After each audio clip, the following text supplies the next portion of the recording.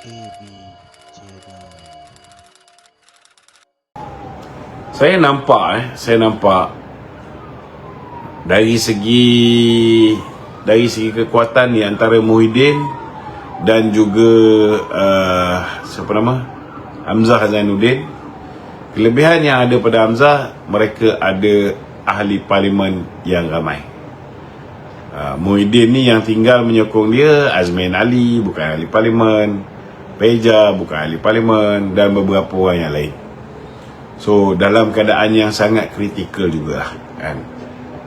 Cuma saya difahamkan Hamzah Zainuddin kan, kita offer semua untuk menyertai rumah bangsa, tetapi yalah, kalau dia mengharapkan sesuatu bila dia menyertai kita, sebab kita letak syarat kan, kalau nak masuk, masuklah tanpa sebarang syarat. Ada kemungkinan besar lah kan, dia akan mengambil keputusan untuk bersama balik dengan Perikatan Nasional, tapi mungkin menggunakan platform lain. Dia nak parti Keluarga Malaysia ke, parti apa ke, dia nak take over, lepas tu dia nak join balik Perikatan Nasional. Itu terpulang kepada dia. Tetapi kalau Hamzah join balik Perikatan Nasional, tuan-tuan, cabaran terbesar yang dia akan hadapi ialah dia kena hadap Tan Sri Muhyiddin Yassin. Jadi ini ada kemungkinan akan menyebabkan, kalau misalnya PAS bersetuju bawa parti Hamzah ni untuk masuk ke dalam Perikatan Nasional, kebarangkalian untuk Muhyiddin pula kan, meninggalkan Perikatan Nasional itu sangat cerah. Inilah perkara awal yang mungkin saya boleh ulas buat masa ni. Silakan kalau ada soalan lain. Okay, Dok. Ya. Peja cakap Hamzah ialah ketua pembangkang paling lemah yang pernah ada. Komen tu. Hamzah ni, Peja kata Hamzah Zainuddin ialah ketua pembangkang yang paling lemah. Tuan-tuan kena faham bahawa Peja ni ialah seteru kuat Muhyiddin Yassin, penyokong kuat Muhyiddin Yassin. Dah lah, dia sanggup lepas jawatan Timbalan Presiden bagi laluan kepada Peja demi untuk menyelamatkan Muhyiddin Yassin dulu kan. Lepas bagi pada Hamzah, ni Peja bagi jawatan Timbalan kepada Hamzah kan. Lepas tu Hamzah pula lawan bos dia. Jadi sebenarnya ini lebih kepada dendam kesumat lah, tuan-tuan. Tak settle lagi antara Hamzah dengan Peja tu. Lepas ni mungkinlah Peja boleh ambil balik jawatan Timbalan Presiden bersatu tu, sebab Hamzah dah dipecat kan.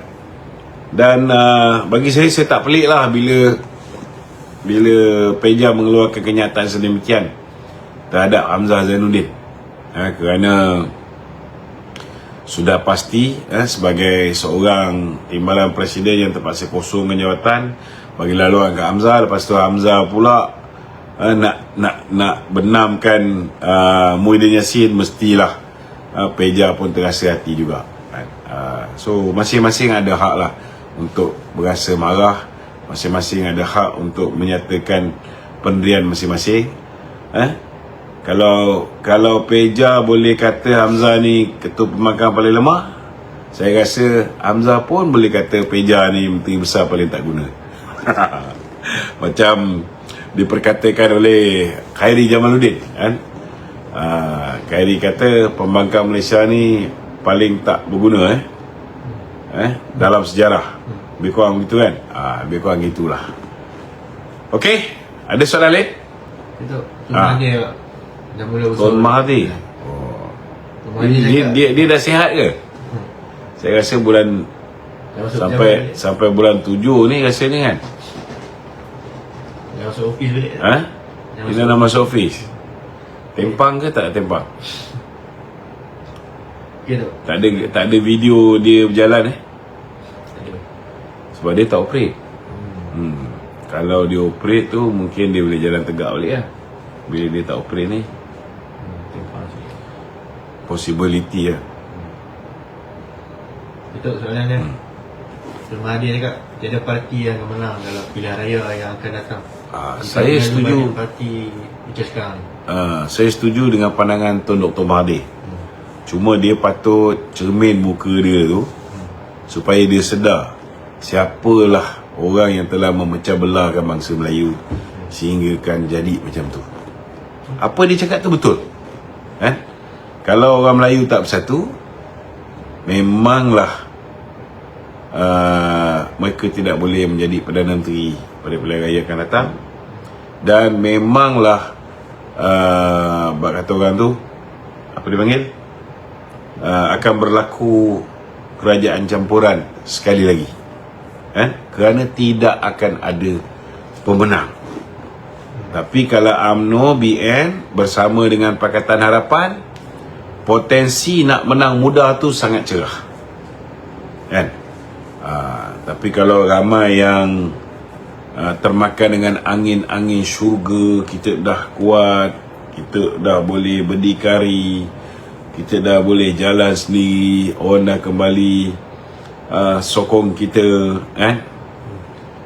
masih tak boleh baca kedudukan kat bawah ni macam mana, nak pergi solo juga. Apa yang Mahathir cakap tu betul lah, tak ada siapa yang akan menang selepas pilihan raya. Kembali terpaksa musuh-musuh politik berpakat, bukankah lebih baik kalau pakat sebelum pilihan raya? Contohnya lah UMNO mungkin boleh bertanding 85 kursi, setiap bulan boleh pergi sampai 90 kursi, potensi nak menang mungkin boleh menang 50, boleh jadi dominan, betul tak? Kalau bersama dengan Pakatan Harapan. Kalau bersama dengan PN, 26 kursi yang kita ada tu je lah, campur lagi 4 yang MCA dengan MIC dengan ATA, kita ada 30, lepas tu 29 kursi yang dimenangi oleh Pakatan Harapan, kita berebut. Mungkin boleh tambah lagi 6, tambah lagi 5, adalah 36-37 kursi, berapa kursi boleh menang? So fikirlah baik-baik, kalau fikir dengan otak yang waras, insya-Allah ramai akan faham bahawa kalau kita pergi solo ikut prestasi yang lepas, undi Melayu yang kita perolehi lebih kurang 33%. Undi Cina 3% pun tak sampai, undi India tak sampai 10%. Dalam keadaan kita dah bersama dengan Pakatan Harapan ni, undi Melayu pun merosot, betul tak? Kalau ada perubahan pun mungkin yang atas pagar, itu pun kalau yang melihat dengan rasional. Tapi kita tahu rakyat Malaysia ni mana pernah rasional, banyak mengikut emosi. Ini harga minyak dunia naik, tak ada kena-mengena dengan kerajaan Malaysia, kerana perang pun tak ada orang boleh terima kerana peperangan, semua salahkan kerajaan. So kau nak explain apa kat dia orang ni, they will never accept it, besok lusa kalau Muhyiddin jadi Perdana Menteri balik, sama juga, dia pun kena bantai juga. Kalau Mahathir jadi Perdana Menteri lagi teruk, dia kena bantai. Inilah realiti.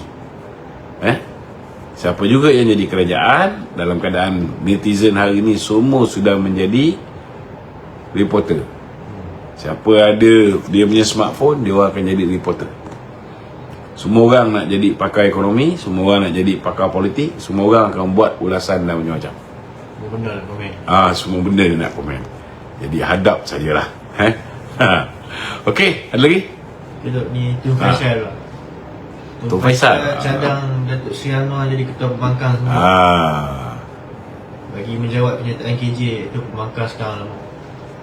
Nak jawab kenyataan KJ bahawa pembangkang lemah, sebab dia merujuk kepada pembangkang. Pembangkang ni kalau dulu Ketua Perikatan Nasional bos Tun Faisal lah, betul tak? Muhyiddin. Bila Muhyiddin gagal, itu sebab ditukar kepada Dr. Sam. Jadi sebelum Tun Faisal duk apa ni, kata kat Datuk Seri Anwar Ibrahim, lebih baik dia cermin dulu parti dia sebagai sebuah parti yang pernah menjadi Perdana Menteri. Dikala dia jadi pembangkang, sepatutnya parti dia ketua pembangkang daripada parti dia. Betul tak? Pengurusi Perikatan Nasional daripada parti dia, bos dia. So sebelum dia kata kat orang, lebih baik dia cermin parti dia. Apa yang Muhyiddin dah buat ketika menjadi pengurusi Perikatan Nasional?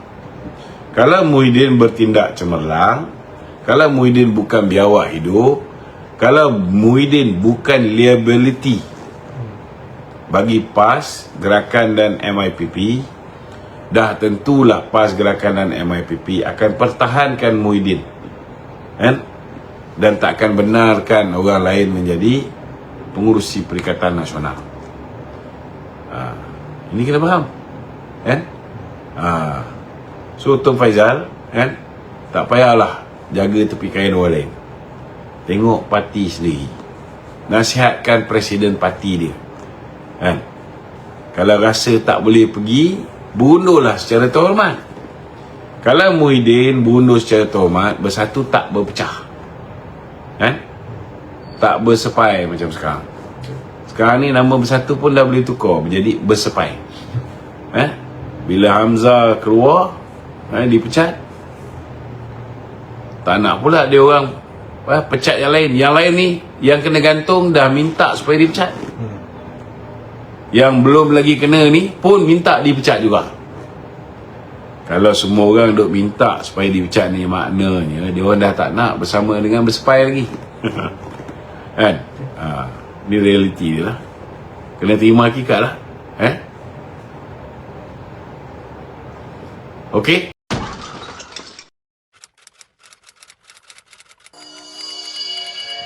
AB Channel.